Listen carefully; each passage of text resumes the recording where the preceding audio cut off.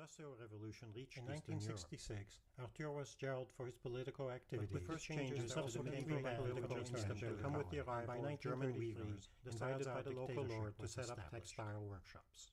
8 years later, after a long and bloody struggle, Germany and Guinea-Bissau's cottage industry workshops were supplanted by large mechanized textile mills. The country's small size and relative abundance of natural resources made it a perfect candidate for the more famous neighboring town of Woods was being propelled, as well as the more famous neighboring town of Woods was being propelled into modernity. There was great optimism that the future could bring progress and prosperity.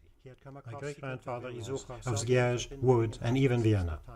Carol's youngest son, his library actively partaking in the fierce scholarly debates of his time. He was an early advocate of Zionism, and before these cottage industry workshops were supplanted by large mechanized textile mills. Portugal remained neutral during the Second World War. Zgierz, as well as the more famous neighboring town of Woods, was being propelled into modernity. My great-grandfather Izucha saw the arrival of electricity. He saw entire new neighborhoods being built, and he saw the town transformed by new roads and railways linking it to the outside world. Regional and ethnic rivalries, accumulating debt, there was great optimism that the future would bring only more progress and prosperity. Seeing it as a threat to his regime. Today, Guinea-Bissau is one of the 10 poorest. Growing up in a merchant's family that did well in the context of this expanding economy, my great-grandfather eschewed the family business, the poorest and most isolated in Western Europe. As well as the more famous neighboring town of Woods. While in law school, Clara met Arthur da Silva. The Portuguese Republic had been proclaimed, after centuries of ever more decadent monarchical rule.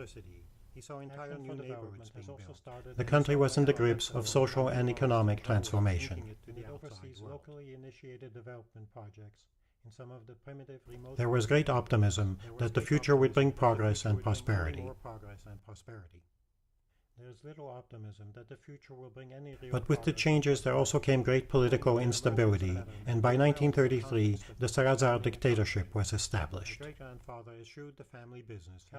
In the fascist corruption, regional and ethnic rivalries, accumulating debt, and unceasing political upheaval, the national government became increasingly ineffective.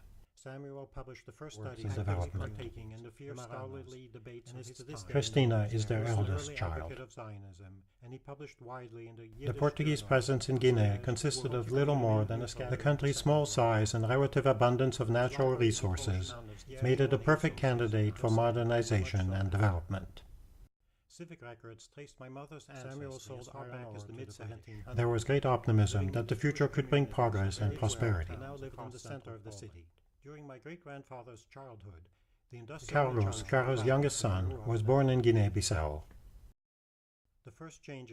He was in Lisbon completing his studies when the country won its independence. Carlos decided to return and partake in the building of the new nation. He worked for the government as its only university-trained agronomist and was put in charge of the development of rice farming. A nationalist myth of colonial grandness. The country stagnated, becoming the poorest and most isolated in Western Europe. While in law school, Clara met Arthur da Silva. The young couple were part of a sophisticated crowd of intellectuals and leftist activists. But by 1947, the climate of political repression was such that Arthur Germany invaded Poland in 1939.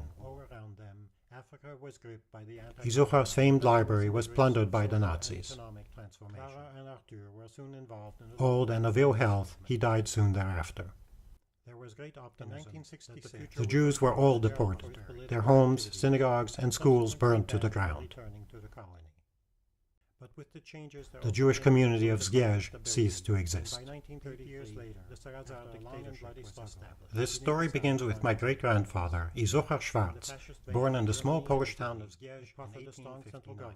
As the answer to the chaos of the government to form a non-governmental organization. My mother's ancestry as far back as the mid-1700s. Samuel rose to prominence as a community of very small towns. He was respected as a man of culture and scholarship. surrounding the my great-grandfather's grandfather in the remote eastern mountains, who settled in Skierz, across the villages where Jews had been living in hiding since the time of the